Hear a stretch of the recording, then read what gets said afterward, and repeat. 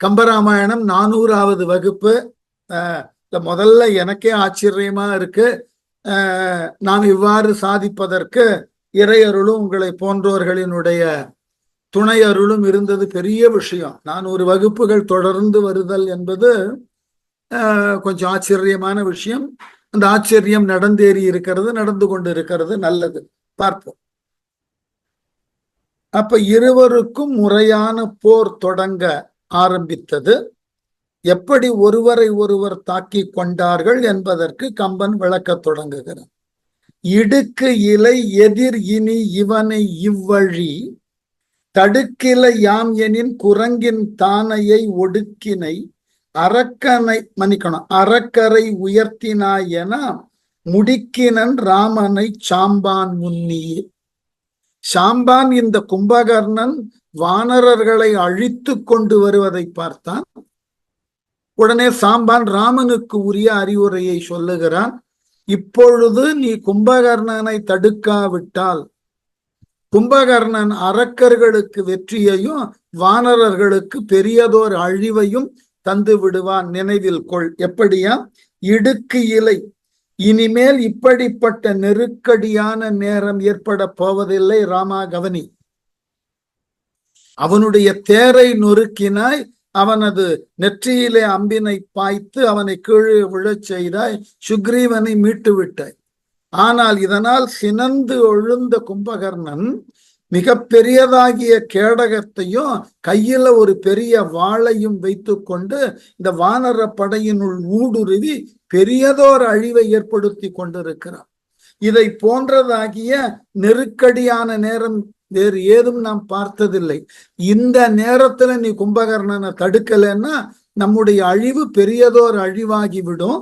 ஆகவே எதிர் இனி இவனை இவ்வழி தடுக்கலையாம் எனின், எதிரே நின்று இப்பொழுது இவனை இந்த கும்பகர்ணனை இவ்விடத்தில் தடுக்காமல் விட்டு விட்டாய் என்றால் என்ன ஆகும்? குரங்கின் தானையை ஒடுக்கினை, குரங்கு படையை இவன் ஒடுக்கி அழித்து விடுவான். அரக்கரை உயர்த்தினாயென, அரக்கர் வலிமை கொள்ள உயர்த்தியவன் ஆவாய் என்று. இப்ப நீ கும்பகர்ணனை தடுக்கலன்னு அரக்கர்கள் ஆற்றல் பெருகிடும். கும்பகர்ணன் ஒருவனே நம்முடைய வானர சைன்யத்தை முற்றிலுமாக நிர்மூலப்படுத்தி விடுவான். ஆகவே சாம்பன் உடனே ராமனுக்கு சொன்னான். ராமனை சாம்பன் முன்னியே முடுக்கினான். ராமனை சாம்பவான், நீ இனி கும்பகர்ணனோடு நெருங்கிய போரினை செய், அப்பொழுதுதான் நாம் பாதுகாக்கப்படுவோம். இந்த சாம்பவான் வயதுல பெரியவன். ஜாம்பவான் தான் சாம்பவான்னு தமிழ் எழுதப்பட்டு இருக்கு. வயதில் பெரியவன். ஜாம்பவான பற்றின செய்தியை சொல்லணும்னா 3 அவதாரங்கள்ல இருக்கிறவன்னு சொல்லப்பட்டிருக்கு. ஏற்கனவே நம்ம பார்த்திருப்போம். அதனால ஜாம்பவானினுடைய அனுபவம் என்பது ராமனுக்கு பெரியதோர் துணை. அதனால ஜாம்பவான் சொன்னதை அப்படியே ஏற்றுக்கொள்ளுகிறான் ராமன். கும்பகர்ணனை தடுப்பதற்கு உண்டான முயற்சியில உடனாக இறங்குகிறான்.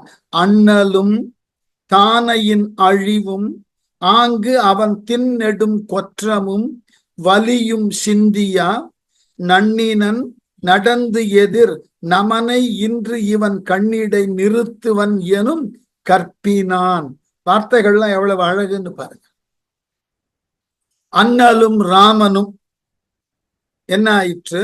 இந்த ஜாம்பவான் அறிவுரை சொன்ன உடனே அதை கேட்ட ராமனோ தானையின் அழிவும், தன் முன்னே இந்த வானரப்படை அழிந்து கொண்டிருப்பதை பார்த்த ராமன் ஆங்கு அவன் தின்னெடும் கொற்றமும், அந்த கும்பகர்ணன், கும்பகர்ணனினுடைய உறுதியான பெரியதோர் போர் ஆற்றலும் அதனால் விளைந்த வெற்றியையும் யோசித்து பார்த்தான்.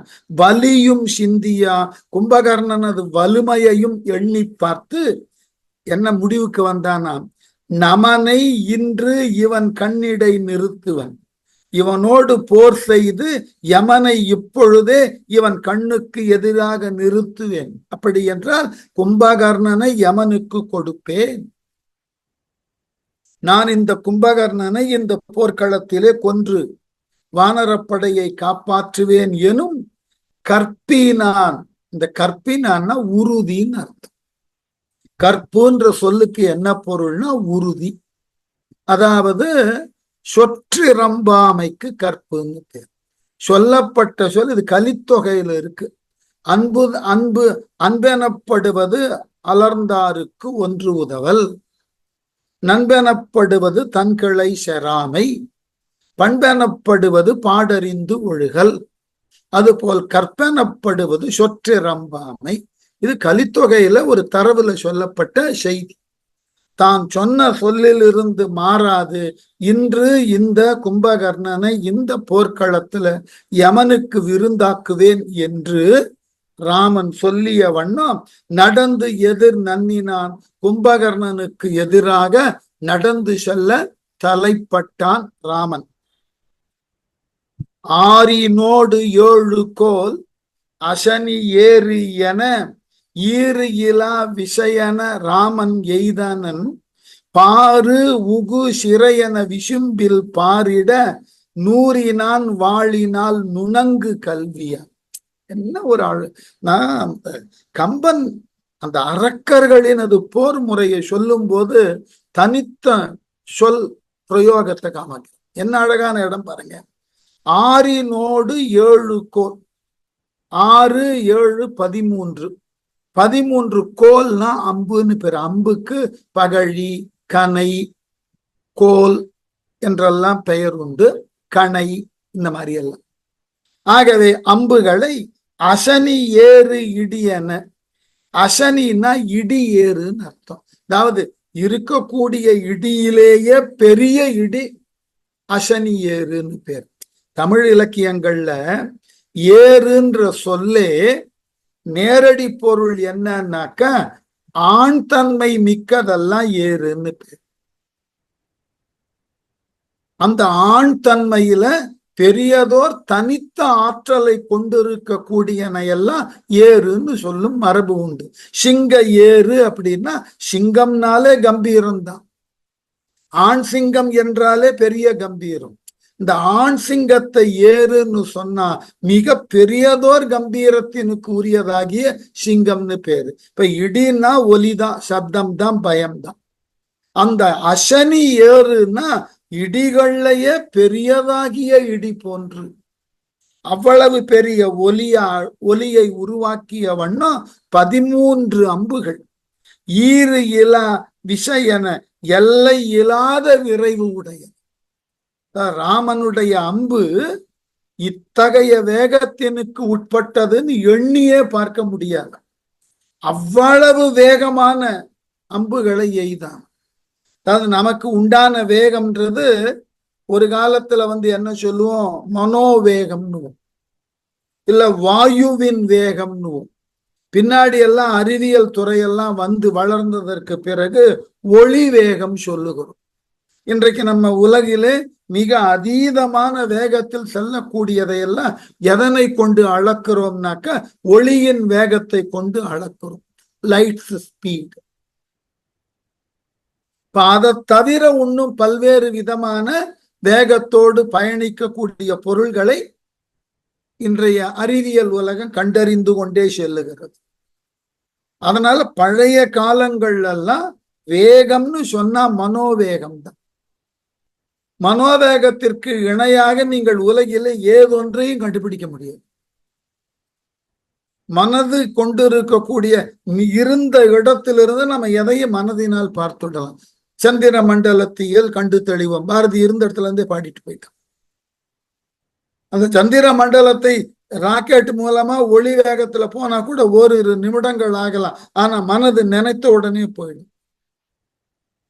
அது போல ராமனது அம்பு ஈறு இலா விஷயன, விஷயன வேகம், இன்னதுதான் வேகம் என்று அதனை வரையறுத்து சொல்ல முடியாத வேகம். அவ்வளவு பெரிய வேகத்தோடு ராமன் எய்தனன் அம்பினையை. இதான் வேடிக்கை. இவ்வளவு பெரிய வேகத்தோடு 13 அம்புகளை ராமன் கும்பகர்ணனை நோக்கி எய்தான். அந்த வேகத்தோடு வந்த அம்புகளை கும்பகர்ணன் அனாயாசமா தடுத்தான். எப்படியா? பாரு உகு சிறையன விசிம்பில் பாரிட.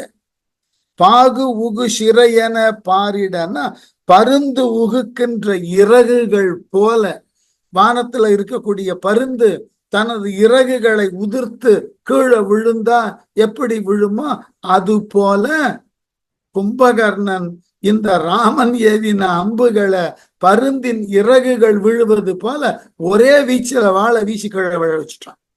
பாருபுகு சிறையன விசிம்பில் பாரிட நூறினான் வாழினால். அந்த நூறினான் வாழினான்னாக்க தன்னுடைய அம்புகளை, தன்னை நோக்கி வந்த அம்புகளை தன் கையில் இருந்த வாழினாலே பொடி பொடி ஆக்கினான். யாரா? கும்பகர்ணன்னு சொல்லல, நுணங்கு கல்வியான்.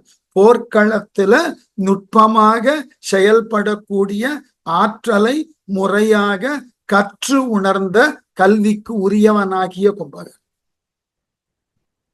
எதிரியை எந்த அளவுக்கு புகழார்னு பாரு.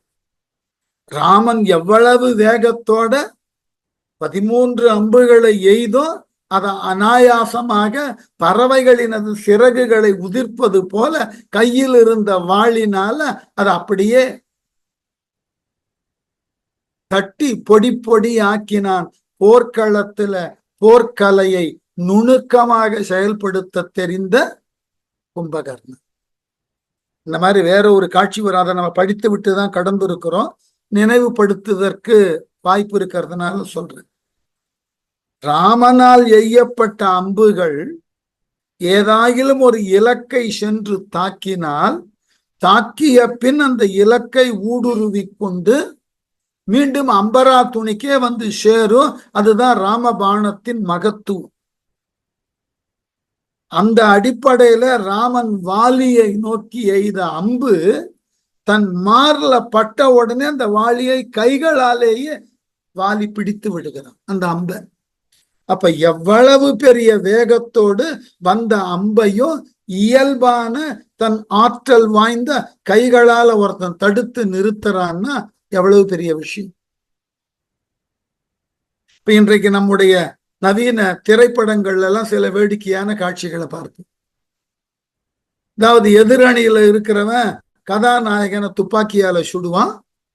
அவ்வாறு தன்னை நோக்கி வரக்கூடிய அந்த தோட்டாக்களை விரல்களுக்கு இடுக்கல பிடிப்பான் கதாநாயகன். இதெல்லாம் பார்த்த உடனே பரவசப்படுவோம். அறிவியல் பூர்வமாக யோசித்தால் இது சாத்தியமான அன்றைக்கு அம்புகளை அவ்வாறு கடுமையான வேகத்தோடு வந்த அம்புகளை ஒருவன் அனாயாசமாக தடுத்து அதை பொடி பொடி ஆக்குறான். இதற்கும் அதற்கும் வேறுபாடு இல்லை. ஏனென்றால் வீரம் என்பதை நீ உயர்வாக சொன்னால்தான் கற்கின்ற பொழுதும் காணுகின்ற பொழுதும் பரவசம் ஏற்படும். வீரத்தை மட்டும் அண்டர் பிளே பண்ணக்கூடாது. எழுதப்பட்ட இலக்கியமாயினும் சரி, பின்னாளில் நாடகமாக நடிக்கப்பட்டாலும் சரி, நடனமாக ஆடப்பட்டாலும் சரி, வீரத்தை கொஞ்சம் எக்ஸாசரேட் பண்ணி சொன்னாதான் அழகா இருக்கும். வீரத்தை லோக தர்மத்துல சொல்லக்கூடாது. வீரம்னு சொன்னா அதற்கு ஒரு தனியான கௌரவம் இருக்கு. அத கொஞ்சம் மீ உயர் நிலையில சொன்னாதான், இலக்கியங்களும் எழுதினாதான் படிக்கின்ற பொழுது நமக்கு பெரியதோர் ஆர்வம் ஏற்படும். இல்லைன்னா வீரம் அங்கு தன்னுடைய ஆற்றலை அழந்து. ஏன்னா நாம பார்க்கக்கூடிய 8 சுவைகள்னு பார்க்கிறோம் அல்லவா, அந்த 8 சுவைகள்ல எதை உலகியலா செய்யணும், எதை கொஞ்சம் மீ உயர் நிலையில டிராமடைஸ் பண்ணணும்னு தெரிஞ்சிருக்கும். மாத்தி செஞ்சுட்டா ரொம்ப ஆபத்தா போயிடும். சிங்காரத்தை போயிட்டு நாடக பாணியில சொன்னீங்கன்னா பாக்குறவெல்லாம் சிரிக்க ஆரம்பிச்சிடும். சிங்காரம் என்பது லோக தர்மியில இருக்கும். அதுபோல கருணை என்பது லோக தர்மியில இருக்கும். பீபசம்ன்ற அருவருப்பு லோக தர்மியில இருக்கணும். அதெல்லாம் எக்ஸாசரேட் பண்ணக்கூடாது. எக்ஸாசரேட் பண்ணீங்கன்னா இன்னும் மோசமான ஒரு சுவையை ஏற்படுத்து. ஏன்னா இதெல்லாம் ஆங்கிலத்துல சொல்லுவார்கள் ஸ்பர் ஆஃப் த மூமெண்ட். அருவருப்பெல்லாம் சஸ்டைன் ஆகாம அந்த மூமெண்ட்டுக்குள்ள தோன்றி கீழே விழுந்து.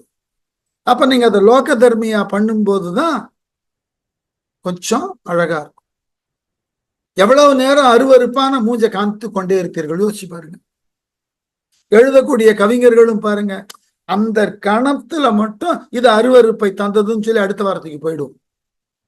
ஏனென்றால் மானுட மனது சில உணர்வுகளை நிலைநிறுத்தி கொள்ள ஆசைப்படுகிறது. அவ்வாறு நிலைநிறுத்தி அற்புதம் நிலைநிறுத்தப்பட வேண்டும். யோசிச்சு பாருங்க, ஒரு அற்புதத்தை சஸ்டைன் பண்ணாதான் அற்புதம். நினைச்சு ஆச்சரியப்படும். அது எப்படி இந்த மந்திரவாதிகள் அல்ல மந்திரவாதிகள் மெஜிஷியன்ஸ், ஸ்கில்ஃபுல் மெஜிஷியன்ஸ் எல்லாம் மேடைகள்ல பலதை செய்து காட்டுகிறார்கள். அப்படியே திடுக்கிட்டு திகைத்து அப்படியே வாயை திறந்துட்டு பார்ப்போம். அது சஸ்டைன் ஆகணும். இதானா பெரிய மேஜிக்னு போயிட்டதுன்னா அந்த மேஜிக்கு அற்புதம்ன்றது செத்து போகும். அது போல இங்க அந்த வீரத்தை ராமன் எய்யக்கூடிய அம்பே எவ்வளவு வேகமானது, அதை மீறி கம்பன் எழுதினா ஈரியிலா விஷயோடு போச்சு. அப்படி முடிவில்லாத வேகத்தோட அம்புகள் 13 தன்னை நோக்கி வந்த பொழுது அதான் அழகு. அது எப்படி கீழே விழுந்ததா, பறவையோட இறகுகள் விழுந்து உதிர்ந்து விழுவது போல தன் கையில் இருந்த வாளினால அந்த 13 அம்புகளையும் ஒரு சேர உதிர்த்தான் கும்பகர்ணன். எக்ஸாசரேஷன் என்ன அழகான், அதாவது இவ்வளவு வேகத்தோட வந்தத ஒரு ஃபெதரியா அப்படி உதறிட்டு போயிட்டு என்ன அழகு. இதுதான் கம்பன் கிட்ட இருக்கிற நயம். அந்த பறவை இறக நீங்க உதிர்க்கிறதுக்கு ரொம்ப பெரிய முயற்சி எல்லாம் பண்ண வேண்டாம், அவ்வளவு மென்மையானது. அவ்வளவு வேகத்தோட வந்த அம்புகளையே பறவையின் இறகு போல பாவித்து கும்பகர்ணன் அவைகளை தடுத்து கீழே விழுத்தினான்னா கும்பகர்ணன் வீரம் எப்படி, ஆற்றல் எப்படின்னு பாரு. அதுக்குதான் சொன்னார், அவன் எவ்வளவு அழகானவன்னா நுணங்கு கல்வியா, நுட்பமான போர்க்கல்வியை முழுவதுமாக கற்று உணர்ந்தவன். போர் என்பது ஒரு கலை, ஞாபகம் வச்சுக்கணும். எதிரிகளை கொல்லுதல் மட்டும் போரினது நோக்கம் அல்ல. அந்த கொல்லுதலை கூட மிக அழகான ஒரு ஸ்ட்ராட்டஜி மூலமா அழிக்கணும். சேதாரம் இல்லாமல், நம்ம பக்கம் சேதாரம் இல்லாமல் எதிரிக்கு மிகுதியான சேதாரத்தை கொடுத்து அழிக்கக்கூடிய போர்க்கலை வளமான போர்க்கலை, நுணுக்கமா இருக்கும். சொல்லிட்டு அடுத்தது கம்பன் ஆரம்பித்தான். ஆடவர்க்கு அரசனும் தொடர அவ்வழி கோடையின் கதிரென கொடிய கூர்ங்கனை ஈடு உற துறந்தனன் அவையும் இற்றுவுக கேடக புறத்தினால் கிழிய வீசி.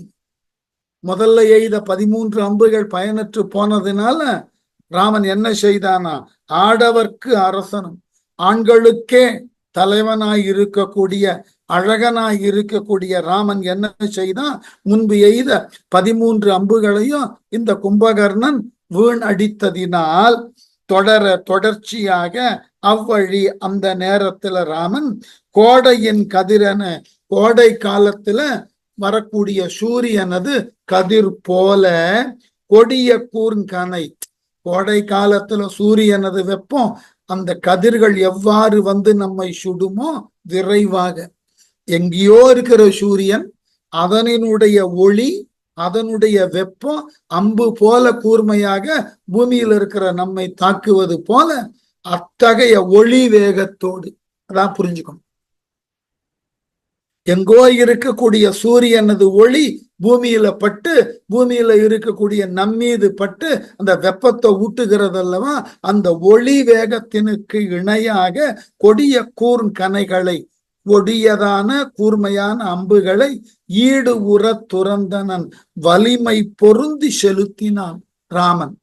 அந்த அம்புகளை என்ன பண்ணான் தெரியுமா கும்பகர்ணன், கேடகத்தால அப்புறப்படுத்திட்டான். கையில தடுக்கிறதுக்கு வச்சிருந்தான் இல்லையா கேடகம், அவையும் இற்று உக கிழிய அவ்வம்புகளும் பொடி பொடியாக ஒடிந்து விழக்கூடிய அளவுல கேடக புறத்தினால் வீசினான் கும்பகர்ணன். கேடகத்தின் பின்புறத்தால அந்த அம்புகள் அப்படி விலக்கிட்டான்.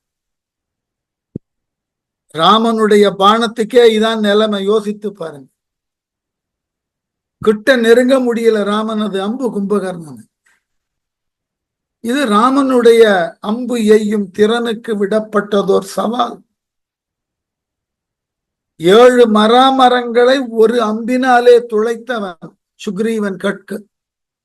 அவ்வளவு பெரிய ஆற்றல் உடையவன் அவனது அம்பு காற்றை காட்டிலும் மிக வேகமாக செல்லக்கூடிய அம்புகள் கும்பகர்ணன் கிட்ட நெருங்க கூட முடியாது.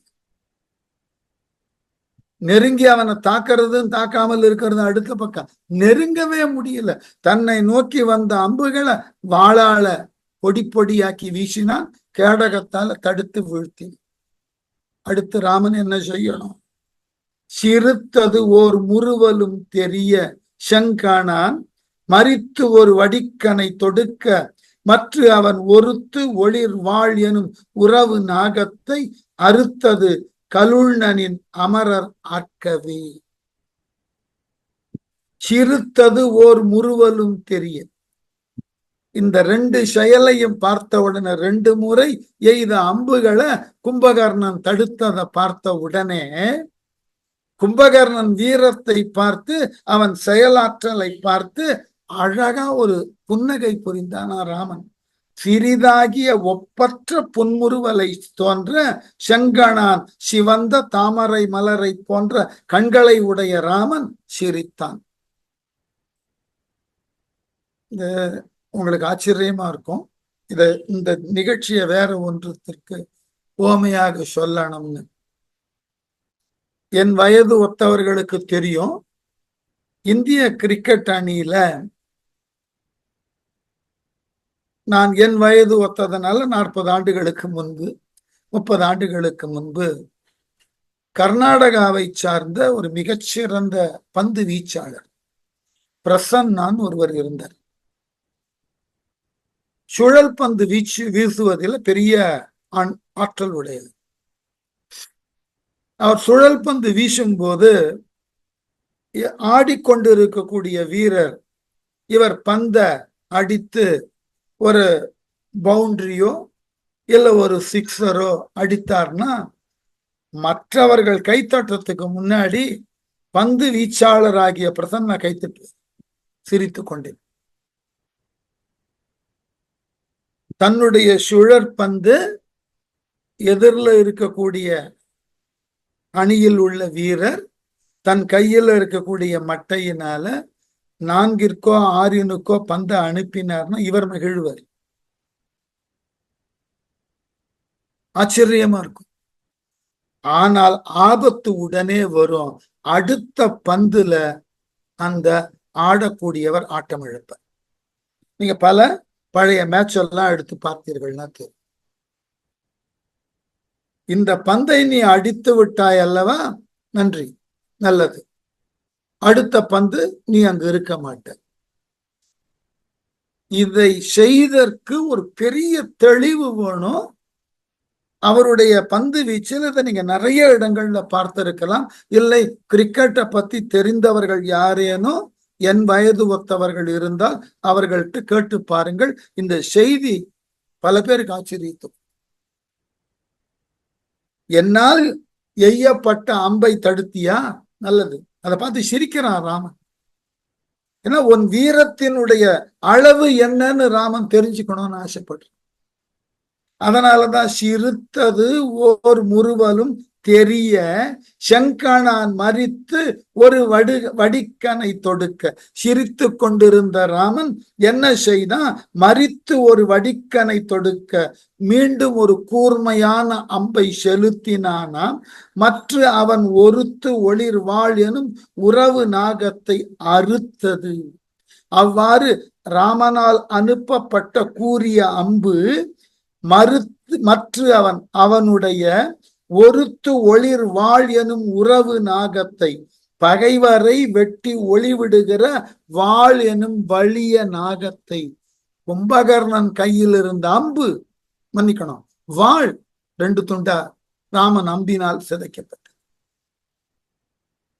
இந்த வாழை வச்சுதானே முதல்ல அனுப்பிச்ச 13 அம்புகளை தடுத்த. அப்புறம் எய்த அம்புகளை கேடகத்தை கொண்டுதானே தடுத்த. இதை பார்த்து சிரிக்கிறான் ராமன். இவைகளை தடுத்து விட்டாய், இப்பொழுது நான் ஒற்றையாக ஒரு அம்பை அனுப்புகிறேன்னு அம்பை விரைவாக செலுத்தி கும்பகர்ணன் கையில இதுவரைக்கும் நாகப்பாம்பு போல எதிரிகளின் ஊடாக சென்று வந்த வளைந்து நெளிந்து சென்ற அந்த வாளை ராமனது ஒற்றை அம்பு வெட்டியது.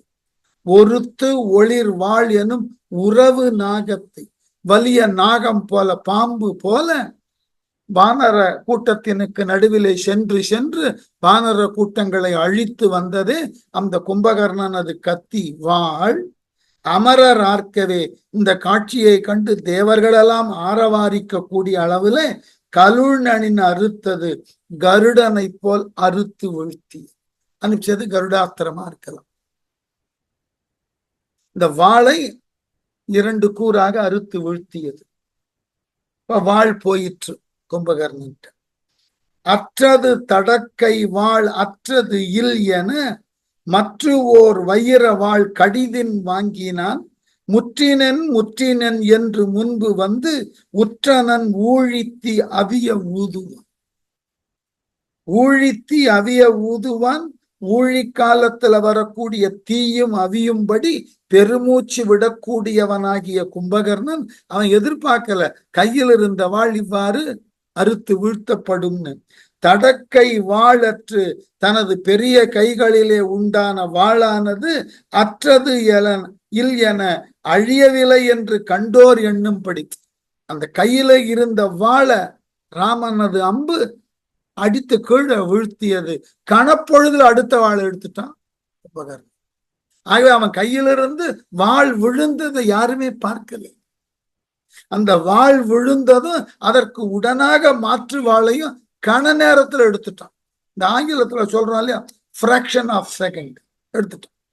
மற்ற ஓர் வைர வாழ் கடிதின் வாங்கிட்டு முற்றினேன் முற்றினேன், எப்படி யாவரையும் முடித்து விட்டேன், இந்த வாழ் கொண்டு இந்த வானர சைன்யங்களை நான் முடித்து விடுகிறேன் என்று முன்பு வந்து உற்றனன் ராமன் முன்னே மீண்டும் வந்து நின்றான். ஊழித்தி அவிய ஊதுவான். ஆகவே ஊழி காலத்து ஊழி நெருப்பையும் தன் மூச்சினால் அவிக்க வல்லவனாகிய இந்த கும்பகர்ணன் தன் கையினது வாழ் ராமனது அம்பினால் வீழ்ந்த அந்த கணத்திலேயே மற்றொரு வாளை உடனாக எடுத்து ராமன் முன்னே வந்து இனி இந்த வானரர்கள் அனைவரையும் அழிக்கப் போகிறேன்னு சத்தமிட்டு கொண்டு வந்தான். அந்நெடு வாளையும் துணித்த ஆண்தகை பொன்னெடும் கேடகம் புரட்டி போர்த்தது ஓர் நல்லெடும் கவசத்து நாம வெங்கனை மின்னோடு நிகர்ப்பன பலவும் வீசின. அடுத்த படிக்கு போயிட்டாராம். அடுத்த கத்தி எடுத்த உடனே மற்றொரு அம்பை எய்து அந்த கத்தியையும் விழச் செய்தான். அந்நெடு வாளையும் கும்பகர்ணன் உடனுக்குடனாக புதியதாக எடுத்த பெரிய வாளையும் துணித்து அம்புகளால் துண்டித்தான் ராமன். ஆண்தகை ஆண்மை பண்புள்ள ராமன் பொன்னெடும் கேடகம் புரட்டி கும்பகர்ணன் கையில் உள்ள அழகிய கேடகத்தையும் புரட்டினான், அதையும் கீழே விழ வச்சான்.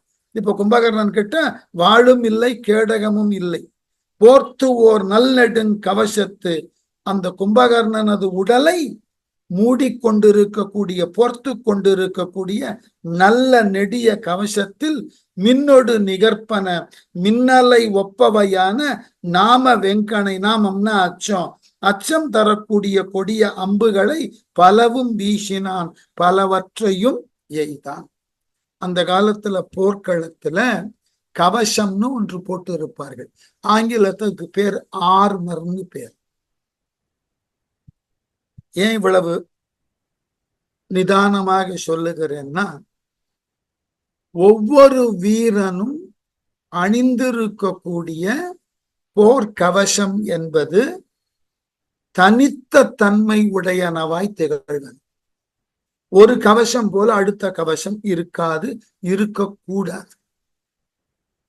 நீங்க மகாபாரதம் படித்திருந்தால் அதுல ஒரு செய்தி வரும். துரோணர் போர்க்களத்துல அணிந்திருக்கக்கூடிய கவசத்தை அர்ஜுனனை தவிர வேறு யார் ஒருவராலும் பிளக்க முடியாது. அத்தகு ஆற்றல் வாய்ந்த மிக நுணுக்கமான இணைப்புகளை கொண்டு எங்கு அது பிணைக்கப்பட்டிருக்கிறது என்று தெரியாத அளவுல அமைக்கப்பட்ட கவசம். அது எங்கு பிணைக்கப்பட்டதோ அந்த இடத்தில் அம்பு பட்டால்தான் அந்த இணைப்பு தெரிக்கும், கவசம் கழண்டிடும். இல்லைன்னா ஒண்ணுமே பண்ண முடியாது. கவசத்துக்கு அவ்வளவு ஆற்றல் உண்டான்னு கேட்டா, நான் ஒரு சின்ன குறிப்பு தரேன். அதை நீங்க எல்லோரும் சோதித்து பார்க்கலாம். சென்னையில் இருக்கிறவர்கள் எல்லாம், சென்னை எழும்பூரில் நம்முடைய புதைப்பொருள் ஆராய்ச்சி நிறுவனத்தின் சார்பாக, அரசு நிறுவனத்தின் சார்பாக அரும்பொருள் காட்சியகம் இருக்கு, மியூசியம் இருக்கு. வாய்ப்பு இருக்கிறவர்கள் போய் பாருங்கள்.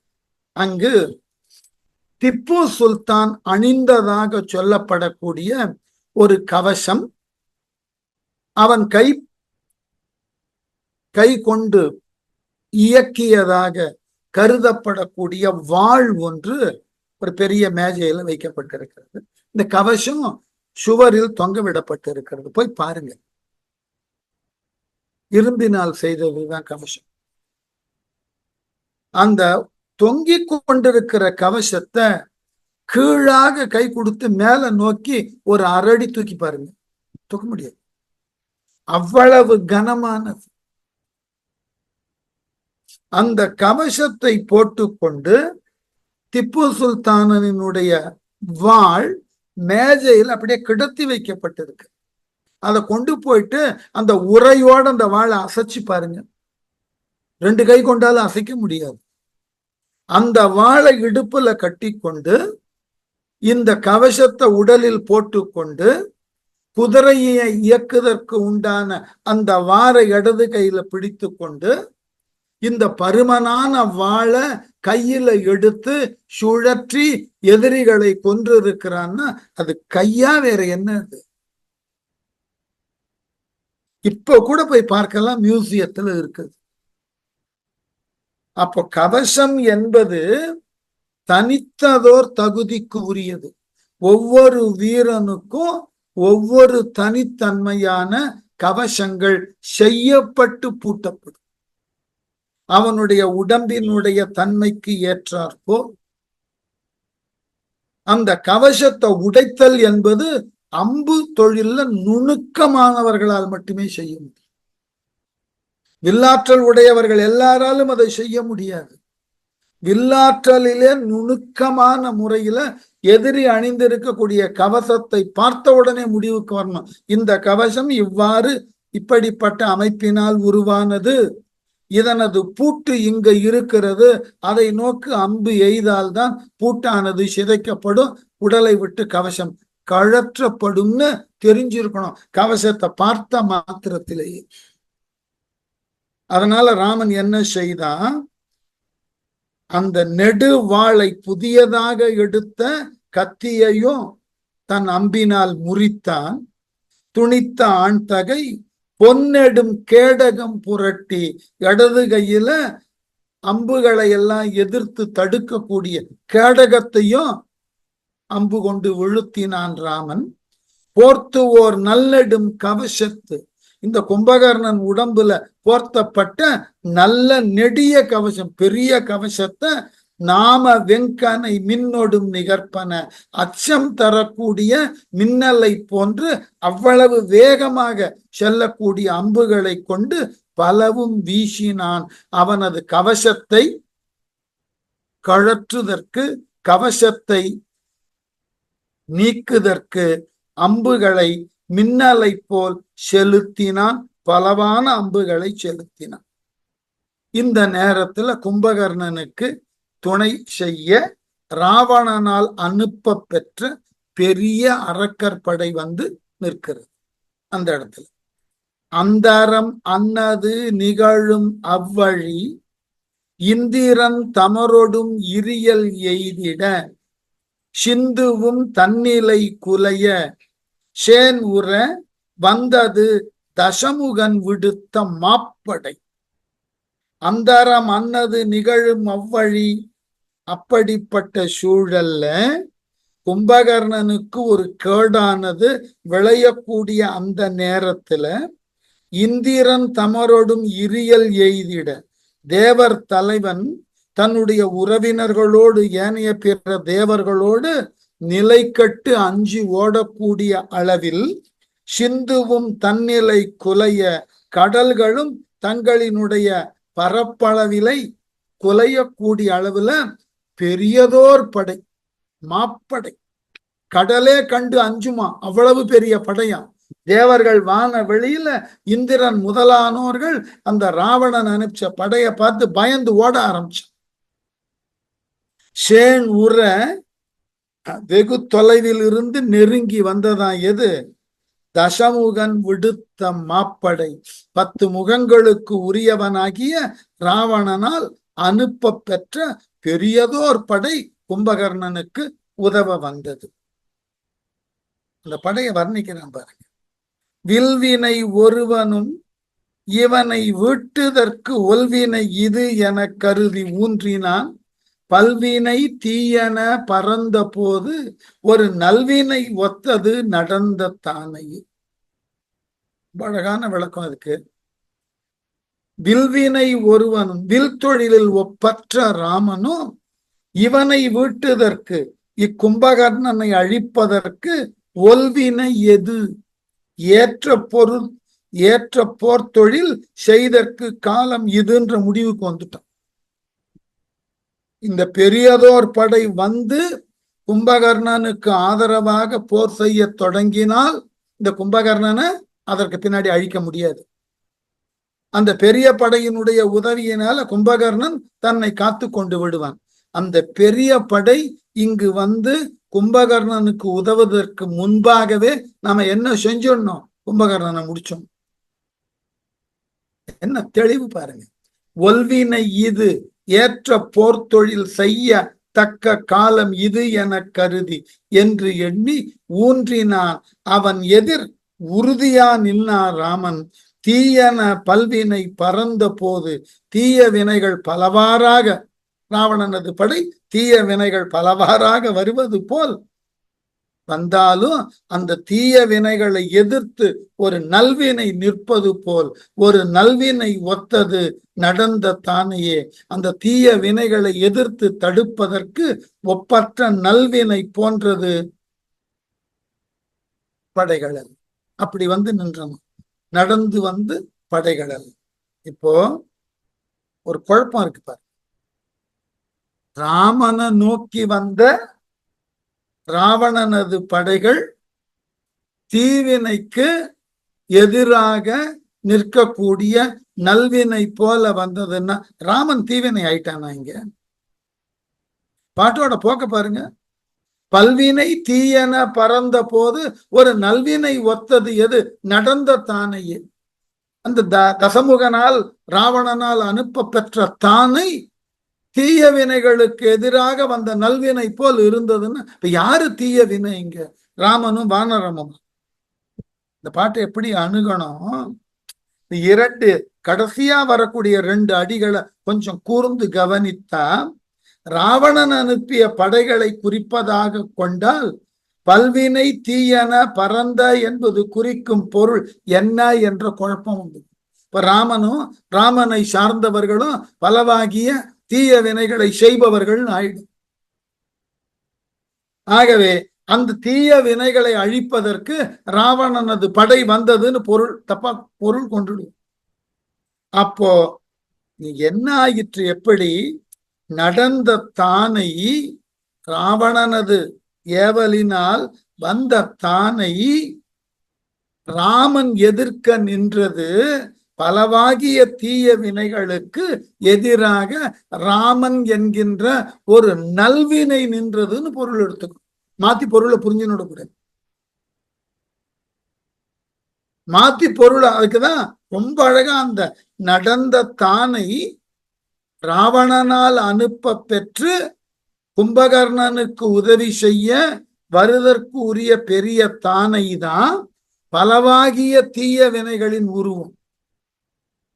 அந்த பெரிய படைக்கு எதிராக நல்வினை ஒத்ததாக ராமன் நின்றான்னு பொருள் எடுத்துக்கணும். மாத்தி பொருளை புரிந்து கொண்டோம்னா இது ராமாயணம் இல்லாமல் ராவண காவியமா மாறிடும். சரியா? அடுத்து கோத்தது புடைதொறும் குதிரை தேரொடு ஆழ்பூத்து இழி மதமலை மிடைந்த போர்ப்படை காத்தது கருணனை கண்டு மாயமா கூத்தனும் வருக என கடிது கூவி. குதிரை தேரொடு ஆள், குதிரைப்படையும் தேர்ப்படையும் காலாட்படையும் பூத்து இழி மதமலை பெருக்கெடுத்து ஓடக்கூடிய மதநீரை கொண்ட யானைகளினால் உருவான படையும் மிடைந்த போர்ப்படை, இந்த 4 விதமான படைகளினால் கலந்த மிக பெரியதாகிய போர்ப்படை புடைதொறும் கோத்தது, பக்கங்களிலே வந்து சூழ்ந்து கொள்ள கருணை காத்து கண்டு கும்பகர்ணனை காக்கத் தொடங்கியதை கண்டான் ராமன். கருணனை கும்பகர்ணனை காத்தது கண்டு, அதனை அந்த படைகள் கும்பகர்ணனை சுற்றி அவனை பாதுகாப்பதை கண்ட ராமன் மாயமா கூத்தனும், மாய கூத்தனாகிய அவதார புருஷனாகிய ராமன் கடிது வருக என கூவினான். விரைவாக வருக என அப்படையை அழைத்தான். ஏனென்றால் எல்லாரையும் ஒட்டுமொத்தமா கொன்று விடலாம்.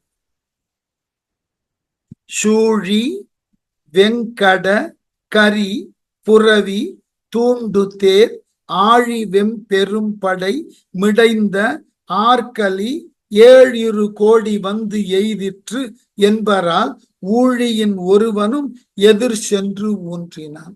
படைப்பெருக்கம் பாருங்க. சூழி வெங்கடகரி, முகபடாம் அணிந்ததும் கடுமையான மதநீரை பொழியக்கூடியதுமாகிய யானைகளும் புரவி குதிரைகளும் தூண்டு ஆழி தேர், செலுத்தப்படக்கூடிய பெரிய சக்கரங்களை உடைய பெரிய பெரிய தேர்களை உடைய படையும் வெம்பெரும் படை கொடிய பெரிய காலாட்படையும் மிடைந்து ஒன்றோடு ஒன்று நெருங்கி கும்பகர்ணனையும் பாதுகாக்கணும், ராமனையும் தாக்க முன்வரணும். எத்தனை அளவா? 7 கோடி ஆர்கலி வந்து எய்திற்று. 7 2 14 கோடி அளவில் உள்ளதாகிய பெரியதோர் படை கடல் வந்து சேர்ந்து 14 கோடி வீரர்கள். கற்பனை பண்ணி பாருங்க. ஊழியின் ஒருவனும், ஊழி காலத்திலும் அழியாது நிற்பவனாகிய ராமனும் எதிர் சென்று ஊன்றினான் என்பரால் அந்த 14 கோடி படை வீரர்களுக்கு முன்பு தனி ஒருவனாக ராமன் போய் நின்று. இப்படியெல்லாம் கம்பன் எழுதினாலதான் இன்னைக்கு நவீன சினிமால கதாநாயகனை சுத்தி எத்தனையோ வீரர்கள் நல்ல தானியங்கி துப்பாக்கியோட இருந்தாலும் அவற்றையெல்லாம் தாண்டி அவர்களை எல்லாம் ஹீரோ போய் அழிச்சிடுவார். கொஞ்சம் யோசிச்சு பாருங்களேன். 14 கோடி வீரர்கள், அவர்களோடு கும்பகர்ணன், இத்துணை பேரையும் ராமன் தனி மனிதனாக எதிர்க்க நிற்கிறார். ஹீரோயிசம் அவதார புருஷனாக இருக்கிறதுனால அந்த ஹீரோயிசம் நார்மல்னு எடுத்துக்கணும். இவன் இதனை காட்டிலும் மேலான செயலுக்கு உரியவன், இதெல்லாம் அவனுக்கு சாதாரணம்னு நம்ம சொல்ல தெரிஞ்சிருக்கு. இது முடியுமான முடிந்தது. இவ்வளவு பெரிய பெரும்படையை ராமன் எப்படி தனித்து நின்று எதிர்க்க முடிந்தது, அழிக்க முடிந்ததுன்னா, என்னதான் பெரும்படை இருந்தாலும் அந்த படை வீரர்களிடம் அறம் இல்லை. ராமன் என்னதான் தனித்து இருந்தாலும் அவனோடு அறம் இருக்கிறது. அதனால அவனால் எவ்வளவு பெரிய படையையும் எதிர்க்க முடிகிறது. அதான் உண்மை. இன்றைக்கும் நாம ஏற்றுக்கொள்ளக்கூடிய எந்த ஒரு முயற்சியிலையும் அந்த முயற்சியை ஒட்டிய அறம் என்கின்ற ஒன்று அந்த பொருளில் இருந்து அதற்காக நாம முயலுகிறோம்னா அந்த முயற்சி நிச்சயமா வெற்றி பெறும். சந்தேகமே வேண்டாம். நாம மேற்கொள்ளக்கூடிய செயல்ல அறம் இருக்கணும், ஒரு ஒழுக்கம் இருக்கணும், வரையறுத்த ஒரு நம்பிக்கை இருக்கும். இதெல்லாம் உட்படுத்தினதுதான் அறம். தர்மத்தினுக்காக நீங்கள் போர் செய்தால் உங்களால் மேற்கொள்ளக்கூடிய எந்த ஒரு போர்க்களமும் வெற்றியிட முடியும். அதனால அவ்வளவு பெரிய படைப்பெருக்கை ராமன் தனி ஒருவனாக எதிர்கொள்ள தலைப்படுகிறார். காலமும் காலனும் கணக்கு தீமையும் மூலமும் மன்னிக்கணும் மூலம் 3 இலையென வகுத்து முற்றிய ஞாலமும் நாகமும் விசும்பும் நக்குறும் சூலம் 1 அரக்கனும் வாங்கி தோன்றின. காலமும் ஆயுட்கால எல்லை, காலனும் யமனும், கணக்கு தீமையும் கணக்கற்ற தீமையும் மூலம் என்ற மூல காரணம் 3. ஒருத்தன் அழியறதுக்கு 3 விஷயம். ஒன்று, அவனுடைய காலம் முடியதற்கு உண்டான நேரம். அந்த நேரத்துல கரெக்டா யமன் வரணும். 3வது, யமன் உயிரை வவ்வுவதற்கு நீங்கள் மேற்கொண்டு இருக்கக்கூடிய தீமை முடிவுக்கு வரும். இந்த 3ம் ஒன்று சேரும் போது மரணம் சம்பவிக்கும். ஒரு இடம் உண்டு, நயமான இடம், வாய்ப்பு இருந்தால் அந்த இலக்கியத்தை பின்னாடி நடத்த முடியுமான்னு பார்க்கலாம். தில்லி பாரதம். இந்த பாட்டை ஏன் சொல்லணும்னு நான் ஆசைப்பட்டேன்னா, இப்ப ஒருவன் மரணத்தினுக்கு உரிய நிலை வருகின்ற பொழுது இந்த 3ம் ஒன்றாக சேர்ந்தால் மரணம் தவிர்க்க முடியாது. என்ன காரணம்னா, ஒரு ஊர்ல மிகப்பெரிய செல்வந்தர் இருந்தார். இது நடந்த நிகழ்ச்சி. மிகுந்த செல்வந்தர்னா அளவிடற்கு அரிய செல்வம். அந்த செல்வத்தை கொண்டு அவருடைய மக்கள் எல்லாம் நல்ல விதமாக படித்து நல்ல தகுதிகள்ல இருந்தார்கள். வீட்டுல வாகன வசதிகளுக்கெல்லாம் பஞ்சமே இல்லை. 4-5 கார் போன்றவைகள். ஒரு நாள் அவருடைய மக்கள், ஏனைய பிறர் எல்லாம் ஒரு நிகழ்வுக்காக வண்டி எடுத்துட்டு போயிட்டாங்க. இவரும் இவரது கடைசி மகளும் வீட்டுல இருந்திருக்கிறார். அந்த நேரத்துல அந்த மகளுக்கு ஏதோ ஒரு பெரிய அளவுல உடல் பாதிப்பு ஏற்பட்டிருக்கு. இவர் என்னென்னமோ முயன்று பார்க்கிறார். எந்த விதமான வாகனமும் இல்லை, யாரோடும் தொடர்பும் கொள்ள முடியல. அவ்வளவு பெரிய செல்வந்தர். என்ன செய்வதுன்னு தெரியாமல் தடுமாறி தன் கண் முன்னே தன் மகவு இறப்பதை பார்த்த நிலையிலேயே இருந்தது. மகவு இறந்ததற்கு பிறகு உண்டான இருங்கடன்லாம் செஞ்சதற்கு பிறகு அவருக்கு மிகப்பெரிய வெறுப்பு வந்துட்டு. அதிகாரம் எல்லோருக்கும் எல்லா அளவுகள்லையும் உதவி செய்தவர், எல்லோரோடும் இயல்பாக பழகியவர், தான் பெரிய செல்வந்தர்னு எண்ணாத அளவினுக்கு எல்லோரோடும் இயல்பாக இனிமையாக பழகியவர். இந்த நிகழ்ச்சிக்கு பிறகு யாரோடும் பேசுவதில்லை, எந்த ஒரு உதவியும் செய்வதில்லை. வீட்டிற்கு யார் வந்தாலும் அவர்களோடு பேசாமல் தவிர்த்து விடுவது என்று தனிமையை விரும்ப ஆரம்பிச்சுட்டார். அப்ப அந்த ஊர்ல இருந்த ஒரு தமிழ் பேராசிரியர் அவர்கிட்ட போய் அந்த செல்வந்தரை பற்றி எல்லாம் சொல்லி, அவர் மனத்தளவிலே இறுகி போயிருக்கிறார், அவரை நீங்கள் ஏதாகிலும் சொல்லி இயல்பு நிலைக்கு கொண்டு வர முடியுமா? இந்த பேராசிரியரும் போற. அந்த பெரியவருக்கு தெரியும் இந்த பேராசிரியரை பற்றி. சரி, வந்திருக்கிறவரை வாருங்கள்னு சொல்லி அமர சொல்றார். இந்த பேராசிரியர் கொஞ்ச நேரம் பொதுவான விஷயங்களை பேசிட்டு, உங்கள் மகள் இறந்தது வருத்தத்திற்கு உரியதுதான், அது ஒரு பெரியதொரு தாக்கத்தை ஏற்படுத்துவதில் எந்த சந்தேகமும் இல்லை. நான் இதற்கு இணையான வேற ஒரு காட்சியை உங்களுக்கு இலக்கியத்திலிருந்து சொல்றேன். அதுல சொல்லப்பட்ட செய்தியை நீங்கள் புரிந்து கொண்டு அதன் போல் நடக்க முடியுமான்னு பாருங்க. எதை சொல்லுகிறார்னா, வில்லிபுத்தூர் ஆழ்வார்னே வருது. வில்லிபுத்தூரார் எழுதின தில்லி பாரதத்துல ஒரு காட்சி. அபிமன்யு இறந்து கிடக்கிறது. இதை எழுதணும். வில்லிபுத்தூரார் என்ன எழுதினார்? இந்த இறந்து கிடப்பவன் யார் தெரியுமா? இவனது மாமன் உலகையே காக்கக்கூடிய பரம்பொருளான நாராயணன். இவனது தந்தை யார் தெரியுமா? தன்னுடைய வில் ஆற்றலினால் உலகையும் வெல்லுவதற்கு உண்டான திறன் வாய்ந்த அர்ஜுனன். இறந்து கிடப்பவன் பாட்டன் யார் தெரியுமா? வானுலகையே ஆளக்கூடிய ஆற்றல் பெற்ற இந்திரன். இந்த மூவர்கள் இருந்த போதும் விதி என்றும் உன்னுடைய காலம் முடிதற்கு உண்டான வினை முடிவு என்ற ஒன்றும் வந்துவிட்டது என்றால் அந்த உயிரானது உடலை விட்டு நீங்காது இருக்காது. புரிந்து கொள்ளுங்கள். இதுதான் விதியின் வலிமை. நம்மை புறப்பதற்கு, நம்மை பாதுகாப்பதற்கு, நமக்கு உரியதாகிய பாதுகாப்பினை தருவதற்கு அபிமன்யுவுக்கு கிடைச்சவர்களை விடவா நமக்கு கிடைச்சிட போறாங்க.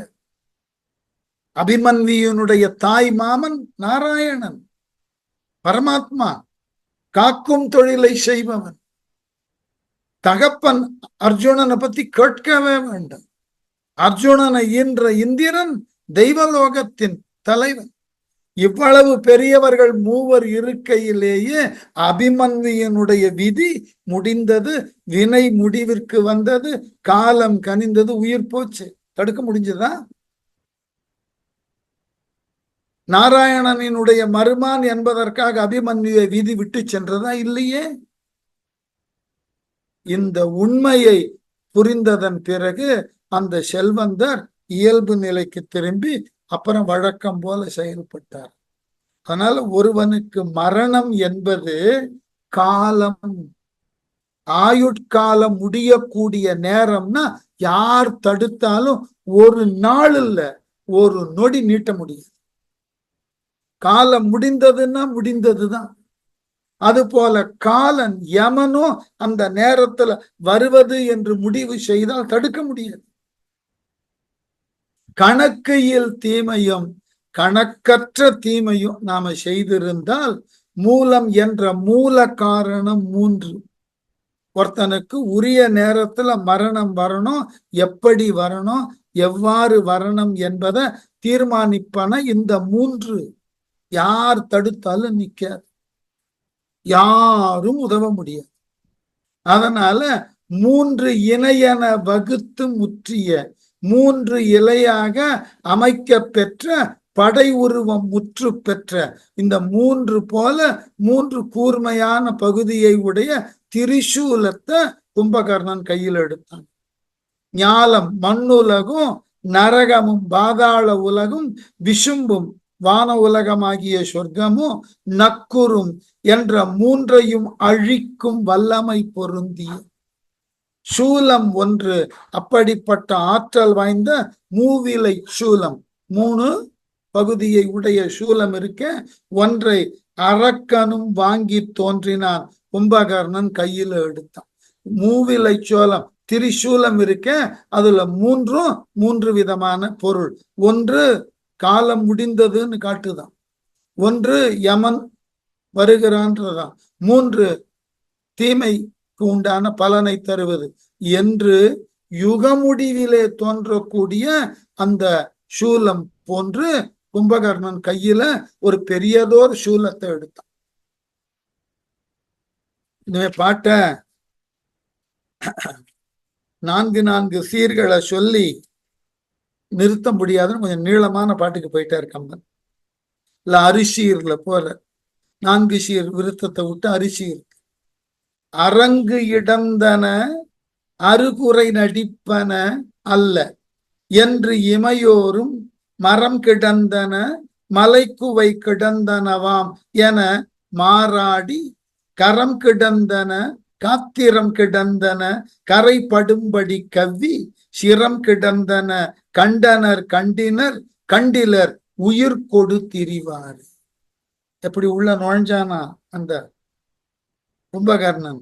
இமையோரும் தேவர்களும் அரங்கு இடந்தன, போர்க்களத்தில் ராமனால் எய்யப்பட்ட அம்புகள் எவற்றையெல்லாம் அறுத்து வீழ்த்தினவா, அறு குறை நடிப்பன அல்ல என்று தலையற்ற உடற்குறைகள் நடிப்பன அல்ல என்றும், மரங்கிடந்தன மரத்துண்டுகள் கிடக்கின்றன எனும் அளவில் மலை குவை கிடந்தவாம் மலை குவியல்கள் கிடக்கின்றன என்று சொல்லக்கூடிய அளவுல என மாறாடி என்று மாறுபட்டு கூறும்படி ராமனது அம்பு ஒன்றன் பின் ஒன்றாக அரக்கர் படையை ஊடுருவி அங்கு தலைகளை அறுத்த வண்ணம் சென்று கொண்டிருக்கிறது. தலை அறுபட்ட அரக்க வீரர்களது உடல்கள் கட்டைகள் தொகுப்பது போலவும், அதோட மட்டுமில்லாமல் மலையானது இருப்பது போன்றவும் குப்பல் குப்பலாக இறந்த அரக்க வீரர்கள் உடல்கள் குவிக்கப்பட்டிருந்தனவா. கரம் கிடந்தன காத்திரம் கிடந்தன கைகளோடு கூடியனவாய் வீரர்களினது உடல்கள் கிடந்தன. தலைதான் இல்லை, கை இருக்கு, கால் இருக்கு, மற்றைய உடல் இருக்கு. கரை படும்படி கவ்வி சிரம் கிடந்தன. குருதிக்கரை படியக்கூடிய அளவுல ரத்தம் சிந்தியதோடு மண்ணும் சேர்ந்து தலைகளெல்லாம் பூமியிலே குவிந்து கிடந்தனவா. கண்டனர் ஆகியவற்றை பார்த்தவர்கள் உயிர் கொடு திரிவாரை கண்டிலர். உயிர் கொண்டு உலவுவர்களை அந்த போர்க்களத்திலே பார்க்க முடியலை. அத்துணை பேரையும் ராமனது அம்பு அறுத்து கொண்டே போயிருக்கு. அவ்வளவு பெரிய வீரர்கள். இற்ற அல்லவும் ஈர்ப்புண்ட அல்லவும் இடையிடை முறிந்து எங்கும் துற்ற அல்லவும் துணிப்பட்ட அல்லவும் சுடு பொறி தொகை தூவி வெற்றி வெம்பொடி ஆயின அல்லவும் வேறு ஒன்று 100 ஆகி அற்ற அல்லவும் கண்டிலர் படைக்கலம் அடுக்களம் திடர் ஆக.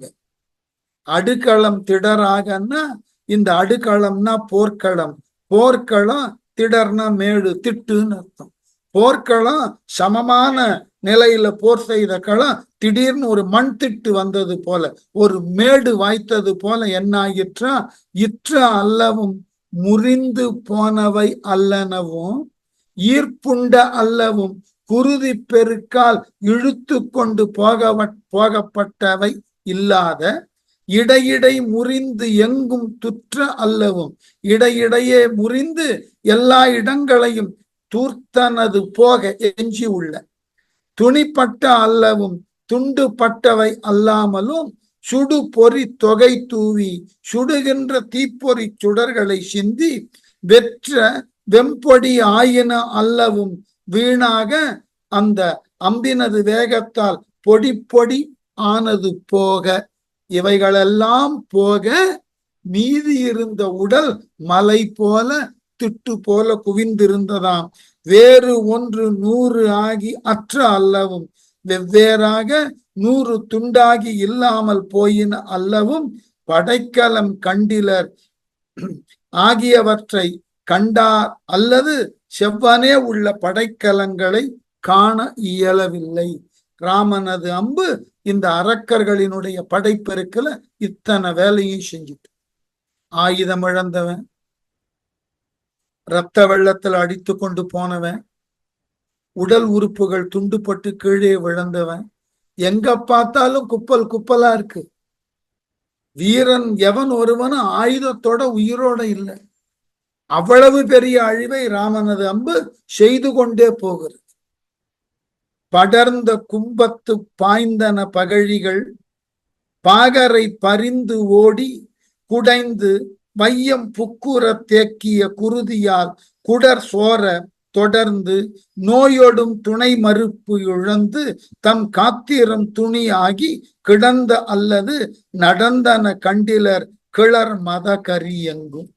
வீரர்களை சொன்னார்லே, அப்ப யானைகள். கிளர் மதகரி மிக்க மதநீரை சிந்தக்கூடிய யானை படைகள், மலை போன்ற யானைகள் படர்ந்த கும்பத்து பாய்ந்தன பகழி, பரந்த நெற்றியில ராமனது அம்புகள் பலவாறாக வந்து பாய்ந்ததினால் குடைந்து அந்த அம்புகள் அந்த யானையினுடைய மத்தகத்தை குடைந்து கொண்டு செல்வதினால் அதனால கோபம் கொண்ட யானைகள் பாகரை பறிந்து ஓடி, பாகர்கள் கூடிய சொல்லை கூட கேட்காமல் ஓடத் தொடங்கின. வலி தாங்க முடியல. பாகர்கள் என்ன கட்டுப்படுத்தினாலும் கட்டுப்படல. ஓடி வையகம் புக்குற தேக்கிய குருதியால் பூமியிலே மிகுதியாக அந்த அசுர வீரர்களினது உடலில் இருந்து பெருக்கெடுத்து ஓடக்கூடிய இரத்தத்தால் குடர்சோர நோயோடும் தொடர்ந்து குடர் வெளிப்பட மரண நோயோடு தொடர்ந்து சென்றதான் யானைகள் துணை மறுப்பு இழந்து தங்களினுடைய 2 தந்தங்களையும் இழந்து தம் காத்திரம் துணி ஆகி தங்கள் உடல்களும் துணிப்பட்டு துண்டாக்கப்பட்டு கிடந்தது அல்லது கிடந்தவை அல்லது எங்கும் நடந்தன கண்டிலர். யானைப்படைகள் எங்கும் நடந்து போனதையே பார்க்க தந்தங்களை அறுத்து உடலை துண்டு துண்டாக்கி அந்த யானைகளினது படையே சிறு சிறு மாமிச துண்டுகளாக பூமியில கடந்ததா எந்த ஒரு யானையும் முழுதாக நடந்த நிலையில பார்க்கவே முடியல. அப்படிப்பட்டதாக இருந்தது போர்க்களம். அடுத்த வகுப்புல தொடரும். 500 பாட்டு இருக்கு போர்க்களத்துக்கு முடிய. கும்பகர்ணன் வதைக்கு இன்னமும் 500 பாட்டு இருக்கு. அவ்வளவு பெரிய போர்க்களம்.